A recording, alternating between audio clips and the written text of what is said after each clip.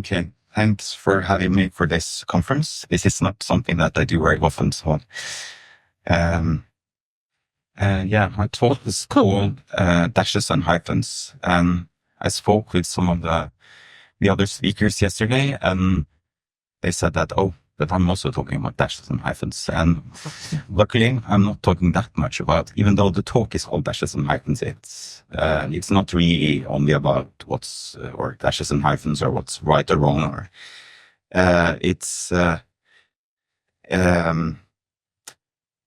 more about reflections on punctuations that I've had over the years, and specifically related to a text I wrote 2 years ago that was called Dashes and Hyphens. Anyway, so giving this talk, it sounds a bit like just explaining the article that I wrote or explaining the punchline of a joke, which doesn't really sound like a good idea. To start with, I'll just briefly talk a little bit about my background that will lead into the topic. When I first finished as a student, it's now 15 years ago, and started my design studio, one of the first jobs that I landed was to design all the books for a newly established publishing house called Flamme Forlag, which translates to Flame Publishing. So between 2008 and 2023, I designed almost 500 publications with publisher, ranging from 16-page pamphlets to 800-page books. Occasionally, there were more image-driven books, such as photo books or art books, and more experimental text, but the vast majority of what was published was quite conventional text-based books, non-fictions, novels, and poetry. This is, some of the covers. Since the publisher was called Flame Publishing, I didn't really make a logo for the publisher, but the logo was an F with a super, like kind of connecting to the old numbering system with a N with a superscript O, and combining that with the symbol for Celsius or Fahrenheit, the degree symbol, as it was Flame Publishing. And this was used for all the books they all got numbers. So the logo was always like a chain, an F with a number, right there, changing. The job had in a way two sides. One part was about book design, choosing materials, formats, binding, and the external part of the book, the cover. This was in a way the more creative part. The other part of the job was about the interior of the books, designing the text area, typesetting, adjusting typographic details, proofreading, corrections, and so on. This part of the job was quite different from the first. It was about typography, about logic, about working systematically, and it was about language and details. I'd probably typeset around, 50,000 to 100,000 pages of text over these years. It's been my bread and butter job in a way, and something that I rarely talk about it or promote it. It's also a job that sort of felt like a battle against the computer, because even 15 years ago, this kind of typesetting work was highly automated. Today, it feels kind of like something that could easily disappear to AI. When you typeset this many books, details and peculiarities often arise that you didn't think of beforehand. There were like two problems that often arise when I was typesetting. One was poets that are writing in Microsoft Word and think that they can get a book in half the size, but with 150 characters per line.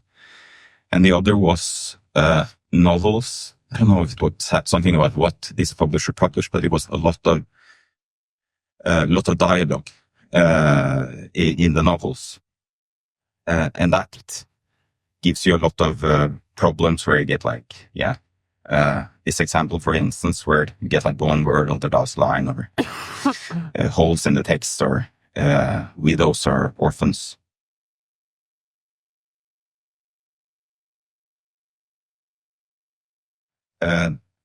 This is a photo from 2022. It's my two kids, Johanna and Tiaps, reading before they're going to sleep. In this picture, they're reading three children's books that I wrote an illustrator called Painter Green, Captain Blue, and Baker Brown, which was a kind of book series on color, but in black and white for kids. And it was published by Norwegian, one of the big Norwegian publishers called Yokoland. I often read for my kids before they go to bed. Around the same time as the previous photo was taken, I was reading Matilda by Roald Dahl, also published by Yokoland, the same publisher. Here I needed to add a little footnote, which somewhat feels relevant. Although Roald Dahl was English, he had Norwegian parents. In Norway, we kind of think of him as Norwegian. Some of his books, like The Witches, were a mix of fiction and biographical elements from his summer holidays in Norway.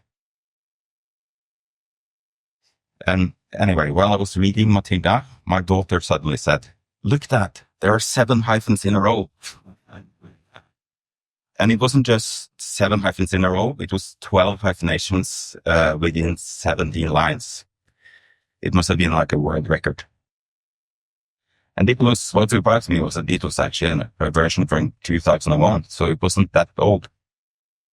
Don't really know what happened with Norwegian typesetting at the time, or the reason for this, but anyway, there were hyphenations all over every page, and this book was read by so many children with a massive print run that went over several decades.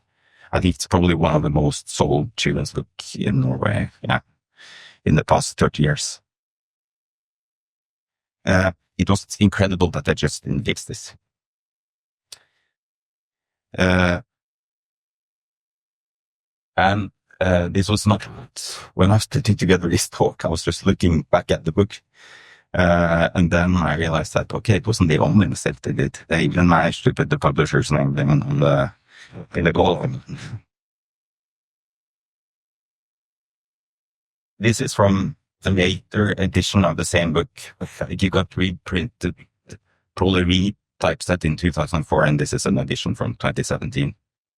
Here they managed to insert a soft line break, causing one word to spread across an entire line. What makes it even more amusing, if you speak Norwegian, is that the word that is gikk, which means walked, and kind of looks like the letters are walking across the page. In a way, these editions of Matilda is the opposite of what I've been working on as a book designer, where I tried to create books of high quality in terms of material, production, and typography. On one level, I kind of hate what I see in these books, or in these 2 books. On the other hand, I just love it.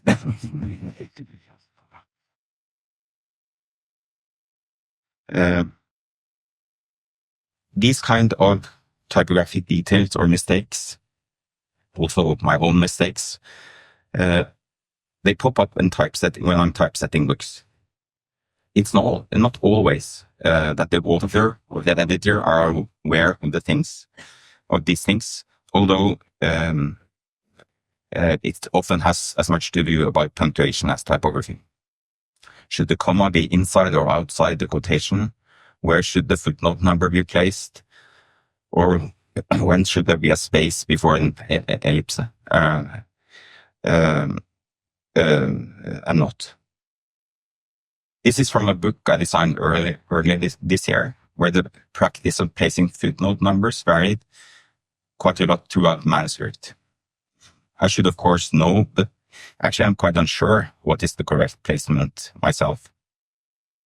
The 3 examples on the top is how it was originally in the manuscript, and it was not consistent at all. The 2 images underneath is how I kind of resolved it. I've often been told by editors that there's a difference between whether a footnote is tied to a specific word or an entire sentence, but I think this is a kind of minimal distinction that most writers and readers aren't really consciously aware of. And in most cases, you can place the footnote or the number at the end of the sentence. This is another recent example of a quote inside a quote. Interestingly, this was the only English article in the journal where this was published.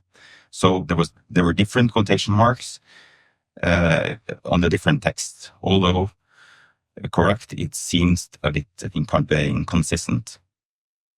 This is a problem that I'm facing regularly, where things are published in bilingual editions in several languages simultaneously.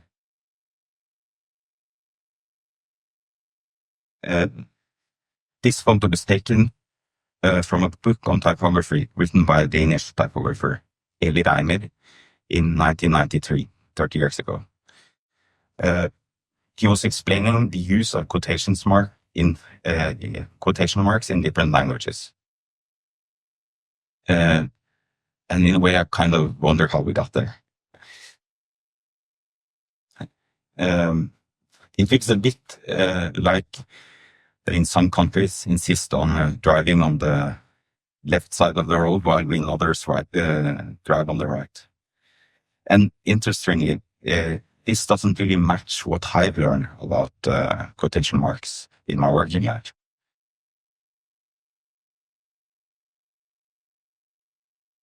So these are examples from the Wikipedia of how quotation marks are done in different languages. Here you can see the quotation marks in English in the UK and the US, and the use of quotations within quotations. In Norway and in Scandinavia, in both Norway, Sweden, and Denmark, we have two variations that are used along each other. Perhaps the most interesting aspect is how we mix the French version, the guillemets, and the quotation marks commonly used in English. There is a certain logic to this, even though it may seem inconsistent, because it helps clearly distinguish what is a quote within a quote, especially when it appears at the beginning or the end of the quotation. Another interesting point is how they in Denmark and Sweden turn the French marks inward towards the quoted text. I don't know why they do this, but maybe they see them as arrows pointing at the quotation. In Germany, France, and Italy, these are the standard forms. What's most peculiar about the French version is that they insist on a blank space within the quotation marks. They do this for all marks that consist of more than one shape. So it's not a blank space before a comma or a period, or there is a blank space before a quotation mark, a colon or a question mark. In this context, Switzerland might be a good example, since they have 3 languages. They have chosen to use the same version across 3 languages, disregarding what is done in Italy, France, or Germany. Another interesting case is how they do it in Esperanto. Since it was a language that was created to function worldwide. According to Wikipedia, they adopted the American version. So the question is, should there be an Esperanto for punctuation? The idea of Esperanto as a global language failed, but however, from my perspective, many rules for punctuation and typography have developed over time, often quite randomly. When 90% of the readers and a majority of the writers or editors aren't fully aware of the rules, then maybe a simplification of the rules is a logic solution.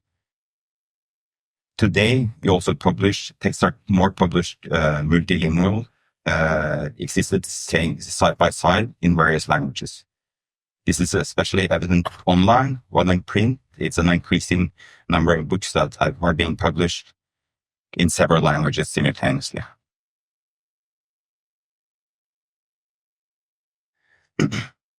On the other hand, I kind of appreciate that being ambiguity surrounding the rules. I enjoy how these small details can emerge unexpectedly, and I even like the quirks and errors that arise. And sometimes mistakes can be used as an advantage. This is from a manuscript that I received about a year ago. In the manuscript, the editor had created a new type of quotation mark, a double quotation mark made from two single quotation marks, facing in the opposite directions. It's not the most professional editor that I've worked with. I'd never seen anything like it, and I really loved it. So I decided to keep the idea and use it for a more suitable project later on. Half a year later, I designed this book it was a Sami artist called Britta Marakadlava, for the National Museum of Art and Architecture and Design in Oslo. Marakadlava is best known for her work Historia, which is a 23-meter long embroidery that explores the Sami history. Since this tapestry is so long, it was nearly impossible to reproduce it in a book. So the first 40-50 pages of the book is only this piece. This is the beginning.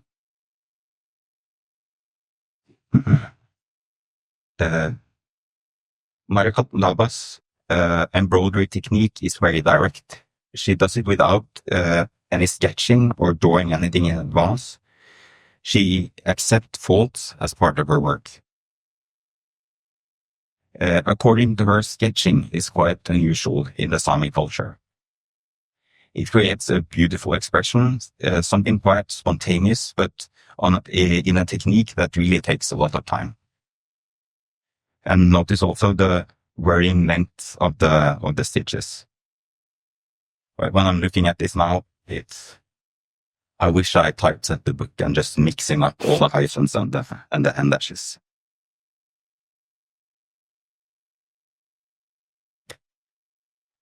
So I decided to use the kind of amateur yin-yang quotation marks for the book. Since the Sami language doesn't really have any rules for quotation marks. The book included a significant amount of text in 3 languages, Sami, Norwegian, and English. And naturally, the language was set with their own correct punctuation. Sami language is also primarily a spoken language with limited written material. The language, they don't really have any history for typography, for instance.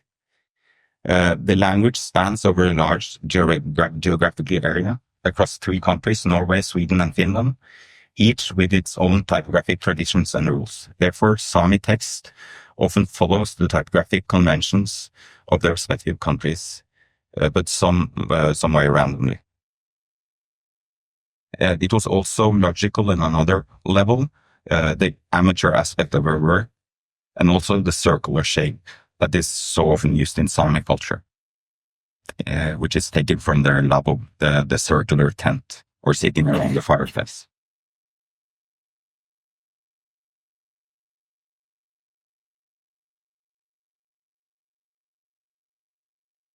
Some of the examples that I've shown here became the starting point for a text I wrote entitled Dashes and Hyphens, published in a Norwegian literary journal called Bela, which comes out every month as a newspaper. It's not a direct, dashes and hyphens is not a direct translation. Since in Norway we have 2 terms for dashes, and they're both end dashes. We never use the end dash. If the dash is placed at the beginning of a line to indicate a dialogue, like I showed in the book earlier, it's called a quotation dash, while it's referred to as a thinking dash when it appears in the middle of a sentence. I don't know if you have the same differentiation in English. The title is also a bit confusing since it didn't actually only talk about dashes and hyphens. It was more the starting point. the article kind of talked about the irony of having lots of dashes on the left side of the text here in a dialogue, while not accepting the same amount of hyphens on the other side of the text here. The piece explored Norwegian rules and standards for punctuation and typography, but it was not written as a regular piece on typography. It was instead, it took the unconventional form as a dialogue between two people. In reality, probably a dialogue with myself. Additionally, the work aimed to connect text and typography, what is read and what is seen. Typography with typographic errors appearing at the same location as they were mentioned in the text. This was only possible by writing it directly into InDesign. So I was earlier designing the same journal, so I had the layout files to just write, to get the mistakes at the correct place. And one last point, it mixed up real life events from both my professional experience as a designer and personal life, and that was woven into the narrative alongside with fictional elements. Here you can see a snippet of the article, for example, at the bottom, where one person explains for the other one how a single line can end up on a line by itself, or a single word.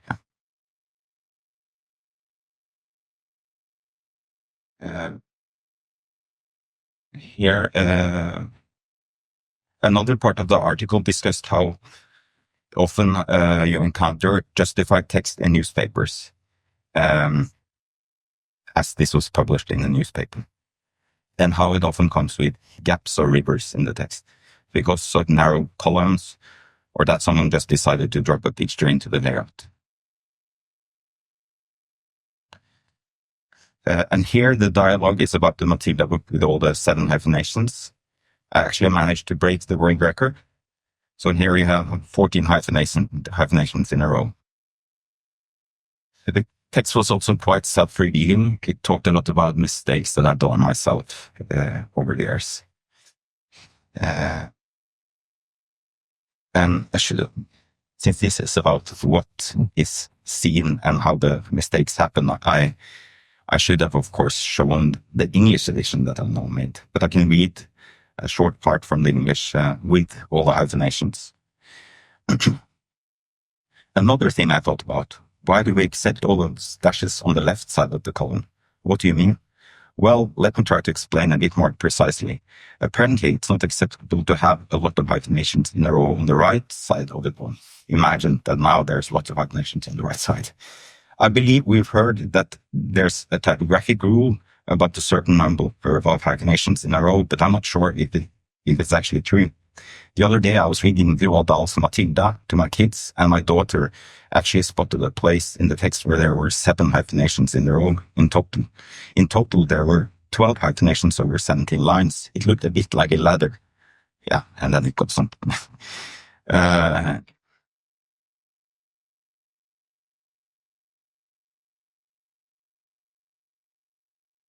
And yeah, here it explains also, an example of the line in the next edition of Matilda. And for those interested, I now made like an English translation that you can get from me after the talk. It's not really a translation, as I had to kind of rewrite the whole piece to get all the mistakes at the right place. And I've also tried to kind of adapt it to an English context, since some of the original was in a Norwegian context. Yeah, that was it. Thank you very much.